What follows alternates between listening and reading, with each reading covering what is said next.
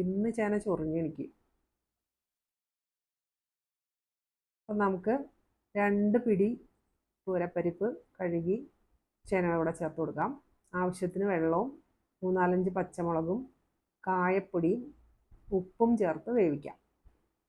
ഒരു 5-6 ഇതിപ്പോൾ 7 വിസിലായാലും കുഴപ്പമില്ല, കാര്യം നല്ലോണം വേവണമായിരിക്കും ഭംഗി. പരിപ്പ് ചിലത് വേവാറില്ല, അപ്പോൾ ചിലത് വെന്തില്ലെങ്കിലും ഈ പ്രശ്നം ഉണ്ടാവില്ല. അപ്പോൾ അത്രയും. പിന്നെ ഒരു നെല്ലിക്കയുടെ വലുപ്പത്തിൽ വാളംപുളി നമുക്ക് കുതിരാൻ വയ്ക്കാം. നമ്മുടേത് വെന്തിട്ടുണ്ട്, നല്ലോണം വെന്തിട്ടുണ്ട്. അതിലേക്ക് പുളി ചേർത്ത് കൊടുക്കാം. പുളിയുടെ വെള്ളം, പുളി പിഴിഞ്ഞെടുക്കണം, അല്ലെങ്കിൽ അതിൻ്റെ ഇതൊക്കെ അതിൽ വീഴും. അതിലേക്ക് കുറച്ചുകൂടി കായപ്പൊടിയും മഞ്ഞൾപ്പൊടിയും മുളക് പൊടിയും